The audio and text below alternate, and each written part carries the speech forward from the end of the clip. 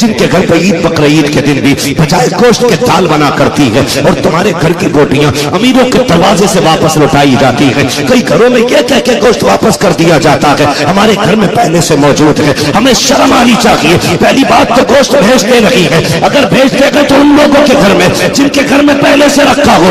ऐसा मत करना, तलाश कर उन गरीबों को जिनके घर में कुर्बानी लगी हुई है और 4 रोटी लगी, इतना दे देना जिससे गरीब के बच्चों का भला पूरा हो जाए। ने तो रब के लिए बेटा दे दिया, बेटा दे दिया। है कोई जो बेटा दे दे? है करम है अल्लाह का कि उसने बेटा नहीं मांगा, बेटा नहीं मांगा, उसने आपसे एक जानवर की कुर्बानी मांगी। अगर वो बेटे की कुर्बानी मांग लेता तो कुर्बानी देनी पड़ती कि नहीं? बोलो, देते कि नहीं? देनी पड़ती? सर हिला रहे, जरा बोले। अगर बेटा मांग लेता तो देना पड़ता, लेकिन उसने बेटा हमसे बेटा नहीं मांगा, हमसे कहा कुर्बानी दो, हमसे जानवरों की कुर्बानी मांगी गई, लेकिन हम वो भी नहीं दे पाते। 4000 की पैंट ले आएगा, 3000 का कुर्बानी का हिस्सा नहीं करता, कहता हिसाब नहीं है। कई लोग तो कहते अभी पिछले साल तो की थी, कहता आपके अब्बा की कर दूं। क्या अब्बा की कुर्बानी करेगा कि अब्बा का हिस्सा करेगा? अब्बा के नाम का हिस्सा। पूछो ना इन उलमा से कि जिस पे कुर्बानी वाजिब हो वो कुर्बानी करे। ये नहीं है वाजिब बेटे पे तो अब्बा के नाम की कर दी तो जरा बच गया। आप हालात देखो, और कुर्बानी अल्लाह माफ करे। या तो लोग करते ही नहीं है, करते हैं तो इतना शोर करके करते हैं कि साहब बुला बुला के कहते हैं जानवर देखो कितने का होगा। थोड़ा सा खूबसूरत लाके कह रहा देखो कितने का होगा। 40,000 का पूरे मोहल्ले को बता रहा है कि 40,000 का लाया हूं इस बार, देखो बताओ कितने का होगा। तमाशा लगा रखा है। शर्म आनी चाहिए हम लोगों को, और फिर हद कर देते हम लोग। कुर्बानी करते ठीक है ना, उसके बाद एक होता कुर्बानी, दूसरा काम होता फिर गोश्त। कई लोग तो पूरा बकरा फिट कर देते हैं फ्रिज में, 8 दिन तक हजरत निकाल निकाल के खाते हैं। गोश्त भी कहता होगा मालिक किसके घर भेज दिया, ये तो गला गला के खा रहा है। एक टांग निकालेगा, पकाएगा, मौज करके सोएगा, अगले दिन एक निकालेगा। 15 दिन बकरा चल रहा है। एक तो कहने लगा जब गया ना मैं, तो मुहर्रम शरीफ का खिचड़ा है ना, मुहर्रम शरीफ का खिचड़ा, तो मैंने कहा भाई गोश्त कम है क्या? उसने कहा कुर्बानी का था, कम ही बचा था, उसका ही बना लिया। जिलहिज्जा से मुहर्रम तक ले गया खींच के, बेगैर की देर पूरा फ्रिज में रख लिया। पहली बात तो करते ही नहीं कुर्बानी। कुर्बानी किया करो, जानते हो फरमाया गया कुर्बानी के दिनों में इससे बड़ी कोई इबादत नहीं है। हर बंदा कुर्बानी करे। और मेरे हुजूर ने मदीना शरीफ में 10 साल कुर्बानी की। कितनी कितनी और जोर से कितनी? 10 साल। और जानते हो कभी एक कुर्बानी नहीं की। यहां तक लिखा है कि हर बार हुजूर तो कुर्बानी करते थे। हज़रत अबू बकर सिद्दीक हज़रत अली कहते हैं या रसूलल्लाह एक हिस्सा तो आपका, एक किसका करते? फरमाते थे एक हिस्सा मेरा है, एक हिस्सा मेरी उम्मत का होता है। वो सैयदुल अंबिया वो के उम्मत का हिस्सा करते। उम्मती की जिम्मेदारी नहीं बनती वो हुजूर का हिस्सा करे।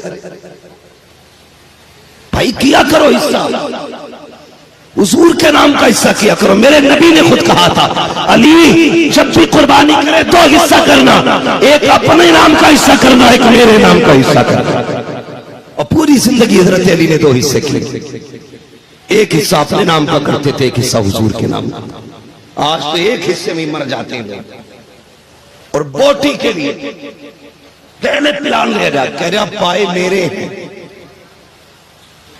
हाँ इसके पाए मैं लूंगा और फला फला गोश्त मेरा है। कुर्बानी खाने के लिए नहीं होती है, कुर्बानी अल्लाह की रजा के लिए होती है। किसके लिए? जोर से किसके लिए? और जोर से किसके लिए? जब हिस्से करो देखभाल के करना, कुर्बानी आने वाली है। कोई बंदा ये कहे यार इसलिए कर रहा हूं ताकि बालक भी थोड़ी बहुत बोटी छोटी खा ले, तो हिस्से से निकाल देना। एक बंदा अगर ऐसा शामिल हो गया जिसकी नीयत कुर्बानी में गोश्त होगा, तो तुम्हारे सबकी कुर्बानी खत्म। और कई बार तो ऐसा होता है कि कुछ बदअकीदों को भी शामिल कर लेते हैं लोग। अगर कोई वहाबड़ा किसी की कुर्बानी में शामिल हो गया तो सबकी कुर्बानी क्या हिस्सा पहले ही कर रखा के साजे में, कुर्बानी खत्म हो जाएगी। गोश्त खाने वाला बदअकीदा कोई कुर्बानी में शामिल नहीं होना चाहिए। पहली बात तो गोश्त बांटता ही नहीं, और अगर बांटा भी जाता है तो उन्हें जो रिश्तेदार होते हैं। एक बात बताओ, कुर्बानी कौन लोग करते हैं? गुंजाइशदार अमीर लोग, यही तो कुर्बानी करेंगे ना। जो गरीब होंगे बेचारे, उनकी बस की तो बात होती नहीं है ना। तो कुर्बानी गोश्त की बोटियां उन्हीं को दी जाती हैं जिनके घर खुद कुर्बानी होती है। कुछ जगहों पर रिवाज होता है, ले बेटे ये प्लेट ले, तबाक ले, इसमें से 6 बोटी खाला को दे के आना है, 5 बोटी नानी को दे के आना है, 13 बोटी फलां को दे के आना है। इतने सा गोश्त तकसीम किया जा रहा है, वो भी उन लोगों के घर पे जिनके घर पे कुर्बानी का गोश्त पहले से मौजूद है। और यार ये कुर्बानी का गोश्त अगर तू तकसीम कर रहा था, सुन तो सही, उनके घर क्यों भेजा जिनके घर कई किलो रखा हुआ है? उनको भी तो देख लेता। ऐसे भी गरीब होंगे जिनके घरों में 8-8 दिन से गोश्त नहीं आता है। ऐसे भी गरीब होंगे जिनके घर में महीने गोश्त नहीं बनता है। ऐसे भी तो गरीब रहते हैं जिनके बच्चे बकरीद का इंतजार करते हैं। कितने ऐसे भी गरीब होते हैं जिनके घर पर ईद बकरीद के दिन भी बजाय गोश्त के दाल बना करती है, और तुम्हारे घर की रोटियां अमीरों के दरवाजे से वापस लौटाई जाती है। कई घरों में यह कह के गोश्त वापस कर दिया जाता है हमारे घर में पहले से मौजूद है। हमें शर्म आनी चाहिए। पहली बात तो गोश्त भेजते नहीं है, अगर भेजते गए तो उन लोगों के घर में जिनके घर में पहले से रखा हो। ऐसा मत करना, तलाश कर उन गरीबों को जिनके घर में कुर्बानी लगी हुई है और 4 रोटी लगी, इतना दे देना जिससे गरीब के बच्चों का भला पूरा हो जाए। और यार दावे के साथ कहता हूँ, तू साल में 365 दिन गरीबों को खाना खिलाए। और बात होती है बकरा ईद के लिए किसी गरीब के दस्तरखान पे तेरा भेजा हुआ गोश्त बन जाए, इसकी बात कुछ और होती है। बकरा ईद ये नहीं है कि 10 किलो गोश्त तेरे हिस्से में आ जाए। बकरा ईद ये है कि तेरे गोश्त से किसी गरीब के घर से गोश्त की खुशबू आने लगे। करेंगे इंशाल्लाह ऐसा। गोश्त गरीबों में बांटेंगे, फ्रीजों में रखेंगे। हालांकि जायज है, नाजायज नहीं है, जायज है। मगर मेरा कहने का मतलब क्या है, सुनिए। पूछो डॉक्टरों से, कहते हैं गोश्त जितना ज्यादा बासी होता उतनी ज्यादा बीमारियां पैदा होती। दही जितना बासी होगा उतना ज्यादा फायदेमंद होता है। समझ रहे हैं आप? गोश्त रख के ना खाना, बल्कि एक हिस्सा गरीबों में, एक हिस्सा बाप के लिए, एक हिस्सा अपने लिए। ये तकसीम का मयार रखा करो। लेकिन नहीं, पायो सिरा भेजा, इसके लिए लड़ाई जोर से लड़ाई। मैं नहीं जानता ये बस्ती कैसी है, मैं इन लोगों को जानता हूं जिन लोगों ने मुझे बुलाया। यकीन करें, मैं भी कमरे में लेटा हुआ था, दुख होता। हमारे मेराज भाई जाके कहने लगे जल्दी चलिए। कहा क्यों? कल लोगों ने, किसी ने ये बात कह दी है कि मुफ्ती साहब नहीं आए हैं, ये धोखा दिया जा रहा है। ये इस तरह की अफवाहें कौन फैलाएगा? वो नहीं फैला सकता जिसका काम मदरसे से मोहब्बत होगा। यकीनन किसी के दिल में हसद का चिराग जलाए, कोई बुराई करना चाहता है, गलत करना चाहता है इस इदारों के साथ। खुदा के वास्ते आखिरत से डरिए। अल्लाह का अज़ाब बड़ा सख्त है। अगर आप मदरसों के साथ खड़े नहीं हो सकते, इनके खिलाफ मत जाइए, वरना कोई फातिहा पढ़ने वाला नसीब नहीं होगा। कोई फातिहा पढ़ने वाला नसीब नहीं होगा। फैजान तेगी अली सरकार कॉन्फ्रेंस है। सरकार तेगी अली को आप जानते? क्या जानोगे? खुदा की कसम मुस्तजाबुद्दाबाद शख्सियत का नाम तेगी अली है। जिसकी चौखट से कोई खाली नहीं जाता उसका नाम तेगी अली है। जो कह दे तो बलाएं टाल देता, हाँ नजर डाल दे तो शिफा बरसती है, उसका नाम तेगी अली है। उसकी महफिल में आके इस तरह की हरकतें कभी ना करना।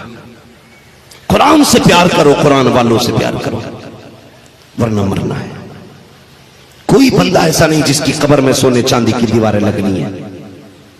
एक न एक दिन सबको मौत आएगी और सबको मिट्टी में रखा जाएगा, सबको मिट्टी में रखा जाएगा। नसीब वाला वो है जिसके पीछे कुरान वाले मौजूद हो।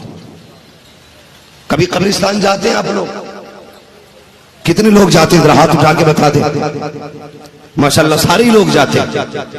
जो हाथ नहीं उठा रहे तो वो क्या समझ रहे? नहीं जाते, उन्हें 4 लोग कंधे पे लेके जाएंगे। हाँ सारे ही जाते हैं ना कब्रिस्तान। तो नई कब्रें भी होती हैं कुछ, और पुरानी कब्रें भी होती हैं कुछ। दोनों तरह की कब्रें होती हैं ना। नई कब्रों पे तो फूल भी मिलेंगे, पुरानी कब्रों का कफन तक दिखाई देता है, कभी हड्डियां दिखाई देती हैं। तुम्हें क्या लगता है उनके पीछे कोई वारिस नहीं था? उनके पीछे उनकी जायदाद खाने वाले लोग नहीं थे ना? लेकिन कहां है आज अपने परदादा की कब्र पे इतनी मिट्टी डालने के रवादार नहीं जिससे कफन छुप जाए। फूल तो बड़ी बात है, उनके चमकने वाली हड्डियों तक को मिट्टी से छुपाने वाले नहीं है। तुम्हें क्या लगता है अगर पिछला दौर ऐसा गुजरा है, आने वाला दौर कैसा होगा? जरूरी है कि तेरे बेटे तेरी छोड़ी हुई दौलत में तेरे लिए इसाले सवाब के लिए महफिलें कायम करेंगे? कोई गारंटी नहीं है। कम से कम अपने जीते जीतना काम कर जाओ कि तुम्हारे मरने के बाद तुम्हारी कब्र पे कोई आए ना आए, खुदा की रहमतें आती रहे, खुदा की रहमतें आती रहे। ये कब आएंगी तो सुन प्यारे, कभी उठ अपने घर से खाली वक्त निकाल, आइदारों का जायजा ले। कभी देखिए कुरान वाले किधर सोते हैं, कुरान वाले कहाँ बैठ के पढ़ते हैं। ये जहाँ बैठते वहां पंखा चलता है कि नहीं? ये जिस जगह रहते हैं वहां फ्रिज का इंतजाम है कि नहीं? वहां फिल्टर पानी है कि नहीं? तुम अपने बच्चों के लिए 8000 की RO मशीन लगाते हो कि डॉक्टर ने कहा है फिल्टर पानी पीना है। अपने बच्चों के लिए, 3 बच्चों के लिए आपने 8000 की मशीन लगाई। क्या कुरान वालों का हक नहीं बनता है कि ये फिल्टर पानी पी सके? तुम्हारे बेटे 10,000 के फ्रिज से पानी पी सकते हैं, तो क्या कुरान वालों का हक नहीं बनता है कि ये भी 10,000 के फ्रिज से पानी पी सके? नहीं प्यारे, हम सिर्फ अपने बच्चों को देखते हैं। याद रखना, उनकी फिक्र हमने की है जो एक बार भी शायद कब्र पे ना आए, लेकिन उनको भूल गए, जिनका ना आना, कमरे में बैठ करके कुरान पढ़ना भी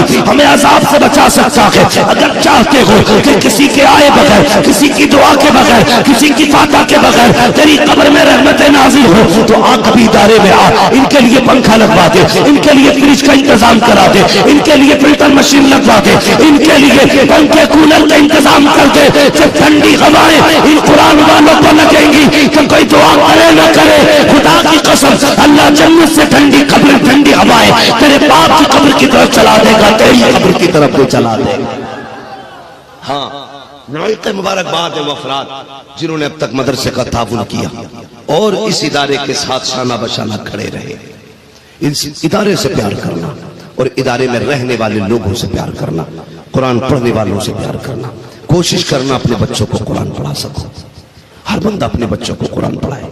मैं इन हुफ़ाज़ किराम से भी एक गुजारिश करूंगा, जो उलमा है, दरसगाही लोग हमारे तलबा हैं, उनसे आखिर में एक बात कह जाऊं, खुदा के वास्ते तुम्हारी कोई ड्यूटी नहीं है, तुम्हारी बस इतनी ड्यूटी है कि तुम्हारा अगर कोई कब्र के अंदर चला जाए ना, उसे दफन करके जल्दी ना आना, बल्कि बैठ के 2-4 पारे पढ़ के उसे सुना देना, ताकि वो कब्र में तन्हाई महसूस न करे, अकेलापन महसूस न करे।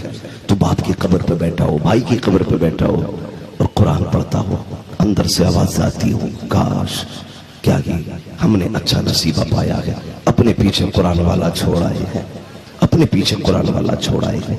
बस इतनी तुम्हारी जिम्मेदारी है, अपनों को कुरान पढ़ के सुनाना, अपनों को कुरान की तिलावत करके दिखाना। जब वो कब्र में चले जाए तुमसे कुछ और नहीं मांगेंगे, सिर्फ कुरान की तिलावत, सिर्फ इसाले सवाब, और ये महफिलें तुमसे अच्छी कौन करेगा? तुमसे बेहतर कौन करेगा। इसलिए आपसे गुजारिश है, आप मरने के बाद अपनों को भूलना। देते कि नहीं देवी पड़ती सारी लारे जरा बोले। अगर बेटा मांग लेता तो देना पड़ता, लेकिन उसने बेटा हमसे बेटा नहीं मांगा, हमसे कहा कुर्बानी दो, हमसे जानवरों की कुर्बानी मांगी गई, लेकिन हम वो भी नहीं दे पाते। 4000 की पैंट ले आएगा, 3000 का कुर्बानी का हिस्सा नहीं करता, कहता हिसाब नहीं है। कई लोग तो कहते हैं अभी पिछले साल तो की थी, कहता आपके अब्बा की कर दूं। क्या अब्बा की कुर्बानी करेगा कि अब्बा का हिस्सा करेगा? अब्बा के नाम का हिस्सा। पूछो ना इन उलमा से कि जिस पे कुर्बानी वाजिब हो वो कुर्बानी करे। ये नहीं है वाजिब बेटे पे तो अब्बा के नाम की कर दी तो जरा बच गया। आप हालात देखो और कुर्बानी अल्लाह माफ करे। या तो लोग करते ही नहीं है, करते हैं तो इतना शोर करके करते हैं कि साहब बुला बुला के कहते हैं जानवर देखो कितने का होगा। थोड़ा सा खूबसूरत लाके कह रहा देखो कितने का होगा। 40,000 का पूरे मोहल्ले को बता रहे हैं कि 40,000 का लाया हूं इस बार, देखो बताओ कितने का होगा। तमाशा लगा रखा है। शर्म आनी चाहिए हम लोगों को।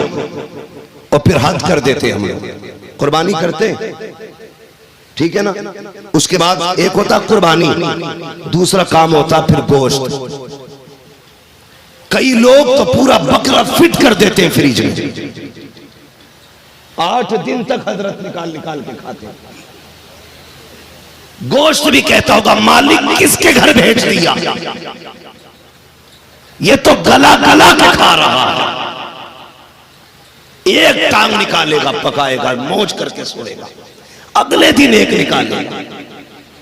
15 दिन बकरा चल जाए। एक तो कहने लगा जब गया ना मैं तो मुहर्रम शरीफ का खिचड़ा था, है ना, मुहर्रम शरीफ का खिचड़ा।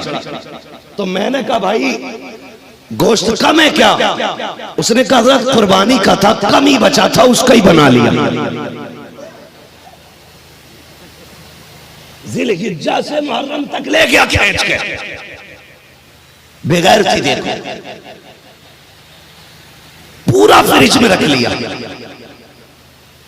पहली बात तो करते ही नहीं कुर्बानी। कुर्बानी किया कर, जानते हो फरमाया गया कुर्बानी के दिनों में इससे बड़ी कोई इबादत नहीं है। हर बंदा कुर्बानी करे। और मेरे हुजूर ने मदीना शरीफ में 10 साल कुर्बानी की। कितनी कितनी और जोर से कितनी? 10 साल। और जानते हो कभी एक कुर्बानी नहीं की।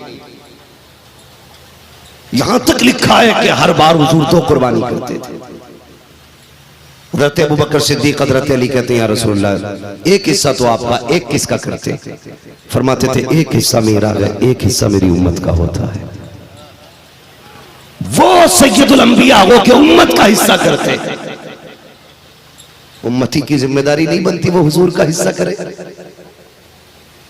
भाई किया करो हिस्सा, हुजूर के नाम का हिस्सा किया करो। मेरे नबी ने खुद कहा था अली जब भी कुर्बानी करे 2 हिस्सा करना, एक अपने नाम का हिस्सा करना, एक मेरे नाम का हिस्सा करना।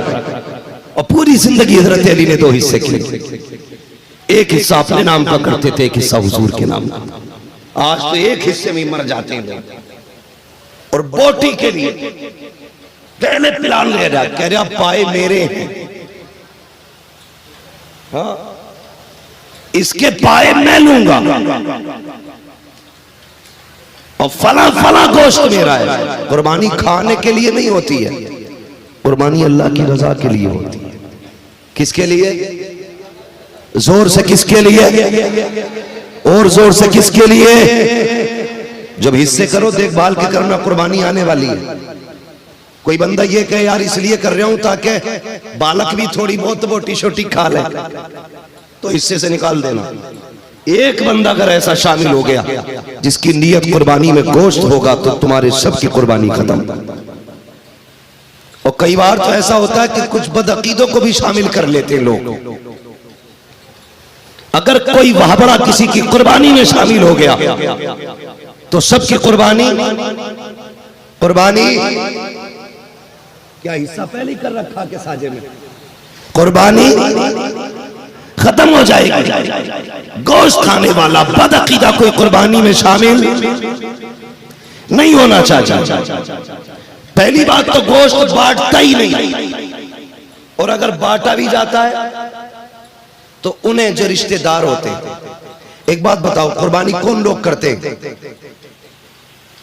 गुंजाइशदार अमीर लोग, यही तो कुर्बानी करेंगे ना। जो गरीब होंगे बेचारे, उनकी बस की तो बात होती नहीं है ना। तो कुर्बानी, गोश्त की बोटियां उन्हीं को दी जाती हैं जिनके घर खुद कुर्बानी होती है।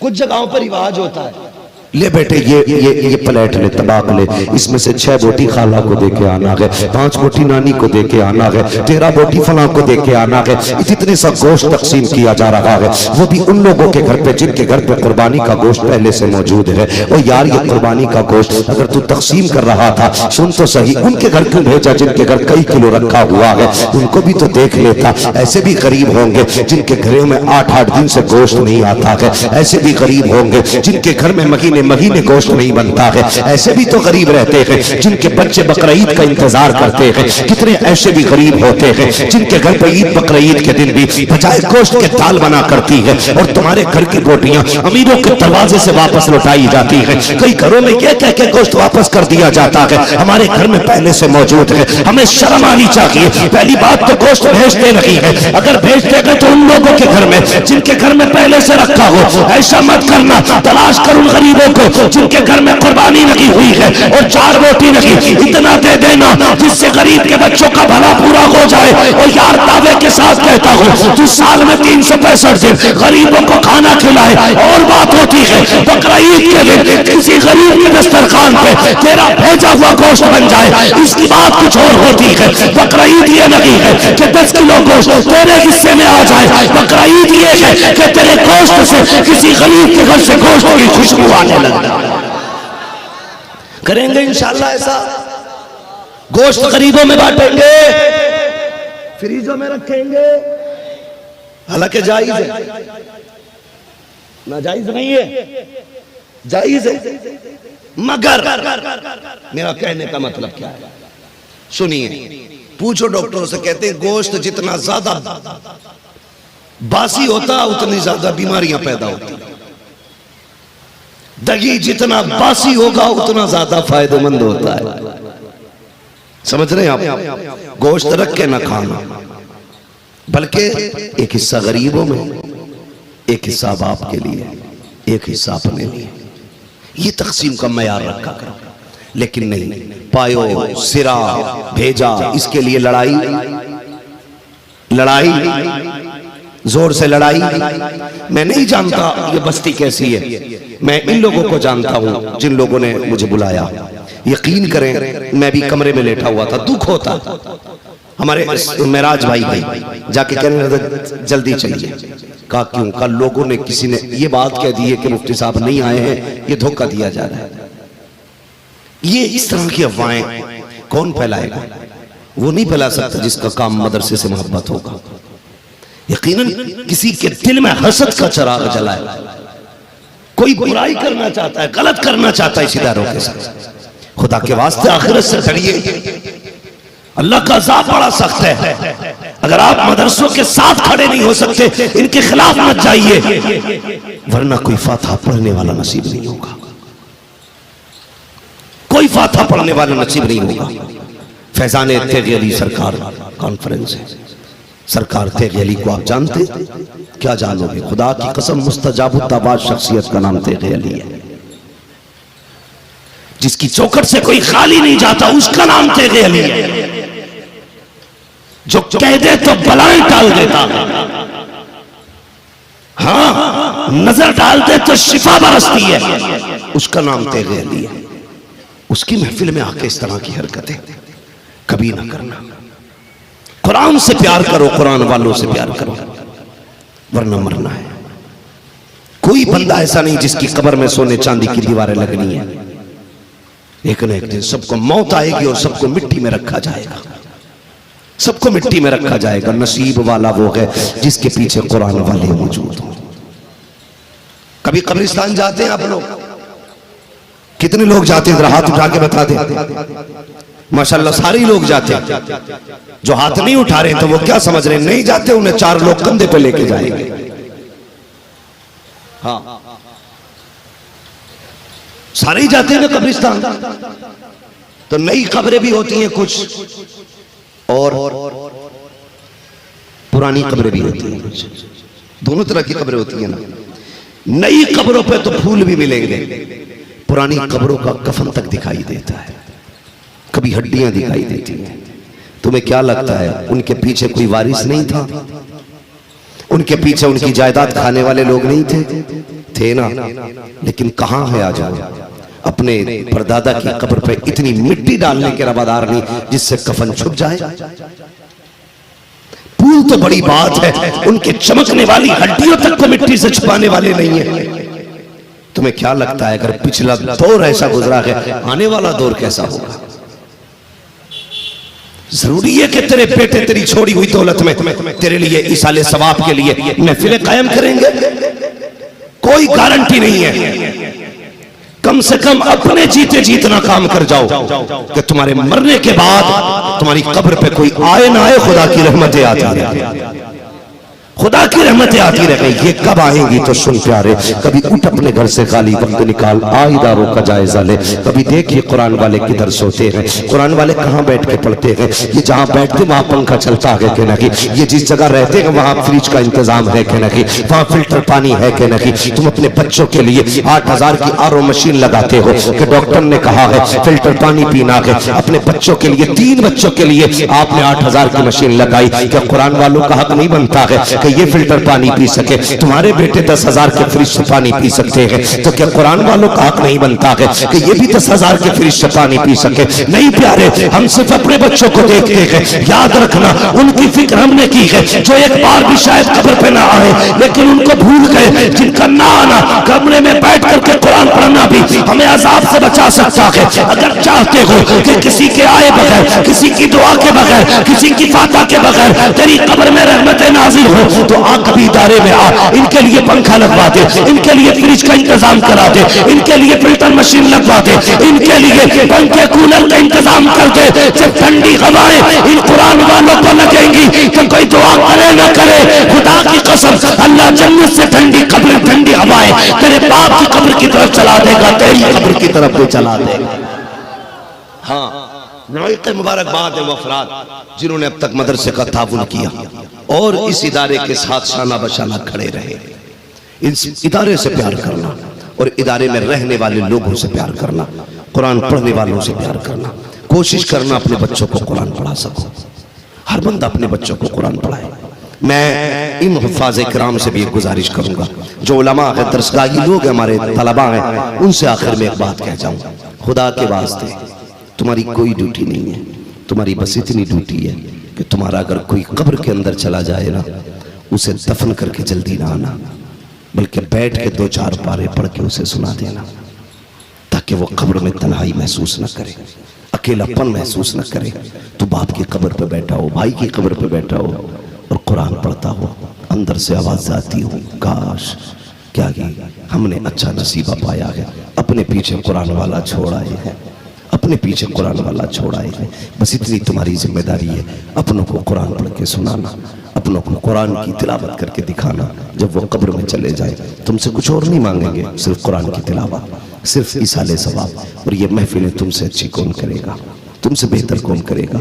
इसलिए आपसे गुजारिश है, आप मरने के बाद अपनों को भूलना मत। जब भी कुरान पढ़ा करो हाथ उठा के दुआ कर दिया करना, अल्लाह इस कुरान का सवाब मेरे बाप को अता कर दे, मेरी माँ को अता कर दे, मेरी उस बहन को इसका सवाब अता कर जिसने 3-3 बजे उठ के मेरा खाना तैयार किया था, उस बहन को इसका सवाब दे मालिक जिसने दोपहरी में उठ के मेरे लिए खाना बनाया था। ए अल्लाह उस बहन को इसका सवाब दे जो मेरे कपड़े तैयार करती थी, ड्रेस तैयार करती थी, उनके लिए भी दुआएं करनी है। और तलबा से गुजारिश है, जब तक जिंदा रहना है अपने असातिज़ा का अदब करना है,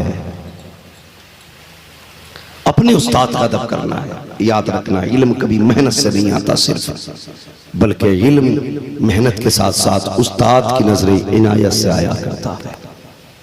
अगर बिना उस्ताद के इल्म आ जाता तो जरूरत ही नहीं थी किसी को उस्ताद बनाने की। आज तक कोई बिना उस्ताद के नहीं पढ़ सका। मैं उनकी बात नहीं करता जिनको अताई इल्म दिया गया, मैं कसबी की बात करता हूँ। बिना उस्ताद के आज तक कोई काबिल न बन सका। काबिल बनना चाहते हो तो उस्ताद की इज्जत भी करना, उसकी फरमाबरदारी भी करना, उससे मोहब्बत भी करना। अगर उस्ताद दुआ कर देगा, खुदा की कसम अल्लाह तुझे कम उम्र में जमाने की इज्जतों के ताज अता फरमा देगा।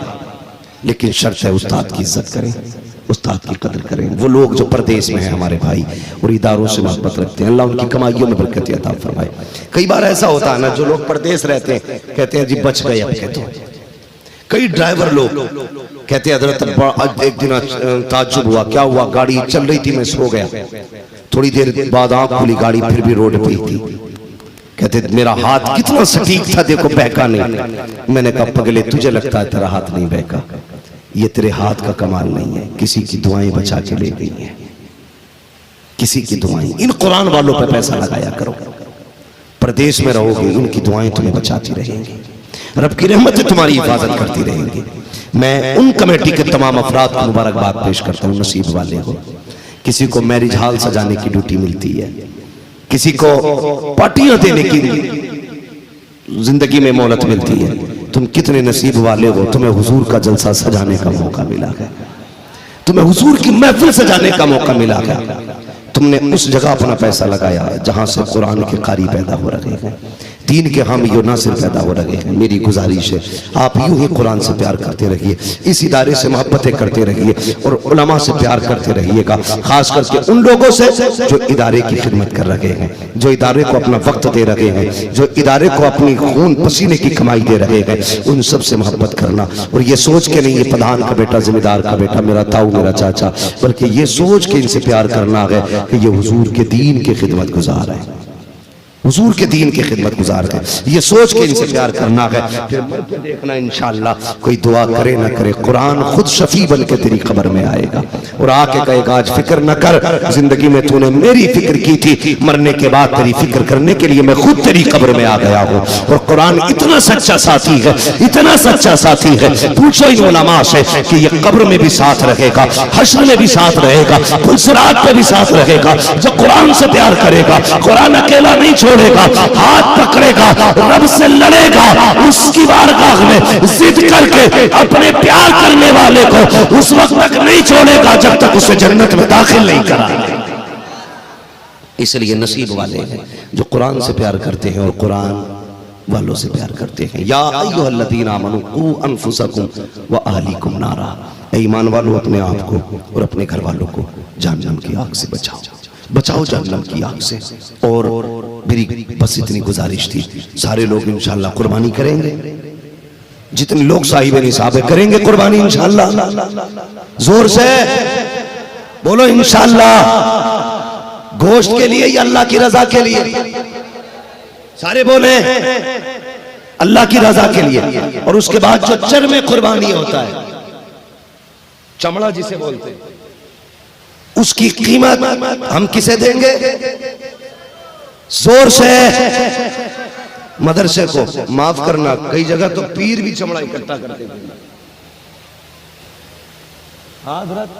फितरा पीर ले गए, ज़कात पीर ले गए, चमड़ा भी पीर लेके जा रहे। मदरसे वाले क्या करें? भीख मांगे। हम इस बात से इनकार नहीं करते, अपने पीरों को आप पूरा घर उठा के दे दो, लेकिन ज़कात खुदा के वास्ते मदरसों की रहने दो, फितरा मदरसे का रहने दो, ये उश्र ये मदरसे का रहने दो, ये चमड़ा ये मदरसे का कम से कम रहने दो। इसके जरिए कुरान की तालीम हो रही है।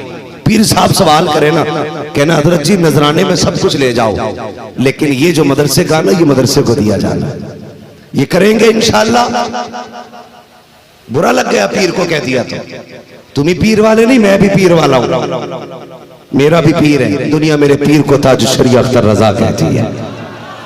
हाँ, तो मैं कोई ऐसा नहीं बिना पीर वाला हूं, अल्लाह का शुक्र है बरेली वाला हूं। हाँ, बरेली वाला हूं। लेकिन सुनिए जो मैं कहना चाहता हूं, ये तकलीफ है, दिल दुखता हजरत। जब मदरसे वाले दुकान पर जाते तो दुकान वाला 10 का नोट निकाल के कहता लो, इससे ज्यादा नहीं। ये सुबह से शाम तक दुकानों के चक्कर काटते 1000 इकट्ठा कर पाते। और कितना थकाओगे यार इन्हें, कितना जलील करोगे इन्हें।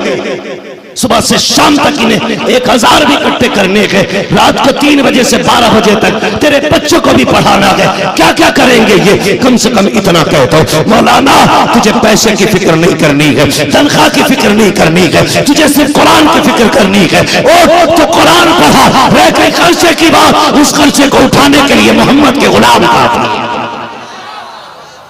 यह ऐलान करो, ज़कात भी इकट्ठी करें, चंदा भी ये करें, कुरान भी ये पढ़ाएं। कितना वक्त है इनके पास भाई। मैं तो ये देखता हूं 5 मिनट के लिए आए, दुआ करी 50,000 जेब में, हजूर ले ज़कात खैरात सारी खत्म। और ये उश्र का काम बंद हो गया हमारी जमातों से।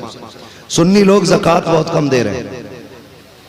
हाथ अगर उठवा लूं यकीनन सारे उठा देंगे मैंने ज़कात दी है, लेकिन रसीद मांग लो ना किस मौलवी को दी है तो मुश्किल से 5% पर ही निकलेगी। कोई कह देगा ना वो आया था मोहल्ले में उसे ही दे दी, कोई कहेगा हजरत आए थे हमारे, कोई कहेगा हजूर आए थे हमारे, बस खत्म। भाई उश्र मदरसों को दिया करो, ज़कात दिया करो। मैं उश्र से भी हट के एक बात कहूं तो सुने, सीधी बात यह है कि कोशिश ये किया करो हर हफ्ते अपनी कमाई से कुरान वालों के लिए पैसे निकाला करो। ज़कात समझ के नहीं, फितरा समझ के नहीं, उश्र समझ के नहीं, बल्कि इमदाद समझ के। आपने 1000 कमाए ना, 1000 हफ्ते में कमाए, उसमें से 50 रुपए आपने कुरान वालों के लिए निकाल दिए, ज्यादा निकल गया। आपके इस 50 रुपए से सोच भी नहीं सकते कितने कुरान के कारियों की तनख्वाह जा सकती है। ये बज़ाहिर आपका खर्च थोड़ा है, लेकिन इसका अजर क़यामत में बहुत मिलेगा। जब तराजू पे अमल तो ले जाएंगे, नेकियां कम पड़ जाएंगी, आवाज आएगी ठहर जा भी, एक गठरी हमारे पास भी है, वो गठरी पल्ले में रखी जाएगी, फिर क्या होगा, नेकियां बढ़ जाएंगी। मालिक ये कौन सी नेकियां का तू भूल गया, हम नहीं भूलेंगे। ये वो 50 रुपए है जो मुंबई रह के तूने कुरान वालों के लिए निकाले थे, ये वो 50 रुपए है जो विदेश में रह करके तूने कुरान वालों के लिए निकाले थे, तू भूल गया, हमने संभाल के रखे थे। ले आज इस पैसे के बदले में तुझे जन्नत का टिकट दिया जा रहा है। तो ये काम करें, अपने खून पसीने की कमाई कुरान वालों पे खर्च करें। मुबारकबाद के लायक है वो लोग जिनके घरों पे उलमा खाना खाते हैं, उनके दस्तरखान अल्लाह वसी से वसी तर करे जो कुरान पढ़ाने वालों को खिलाते हैं। इसलिए कि मैं जानता हूं उलमा की शान अल्लाह ही जाने, लेकिन तलबा के मामले में इतना जानता हूं जिस घर में बरकत ना हो ये खाना शुरू कर दे, अल्लाह घर में रिज़्क़ उतारना शुरू कर देता है। जिसमें मुसीबतें हों और ये दुआ कर दे, अल्लाह उसमें बरकतें नाज़िल फरमा देता है।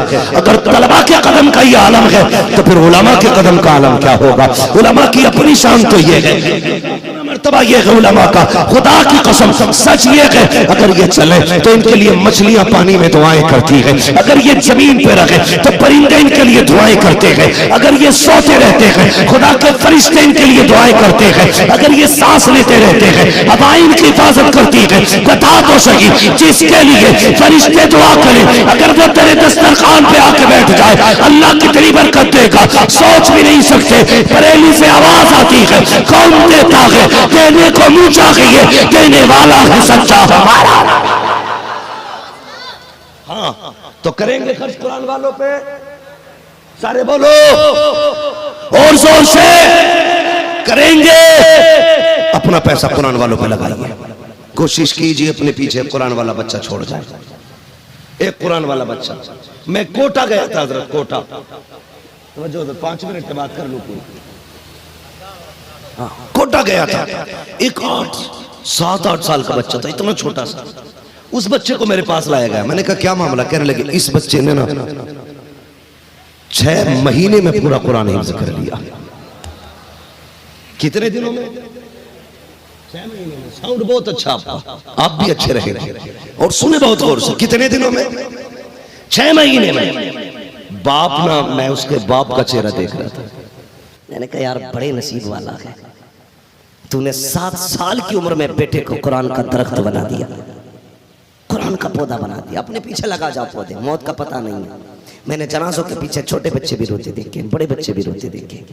एक बेटे को मदरसे में दे दो, और अपनी बीवी से कह दो, घर वालों से कह दो, खुदा न खास्ता अगर मेरा वक्त से पहले मतलब कम उम्र में मेरा इंतकाल हो जाए ना, तो सिर्फ बड़े लोग ना आए, मेरे 5 साल के बच्चे को भी मेरी कब्र पे भेज देना। हाँ, 5 साल के बच्चे को भी भेज देना और इससे कहना बेटे बाप के लिए हाथ उठा के दुआ कर देगा। अगर आप छोटे बच्चे को कुरान पढ़ा रहे हैं, आपका बेटा कब्र पे आएगा, हो सकता है पीर की दुआ रद्द कर दी जाए, मौलवी की दुआ मुंह पे मार दी जाए, बड़े बड़े कुतुब की मुंह पे दुआ मार दी जाए, हो सकता है वो बेनियाज है, लेकिन अगर एक छोटा सा बच्चा ना रो के बाप की कब्र पे हाथ उठा के कहेगा बिस्मिल्लाहिर्रहमानिर्रहीम, खुदा की कसम मेरा ईमान कहता है मौलवी की दुआ टाली जा सकती है, एक कम उम्र बेटे की दुआ नहीं टाली जा सकती।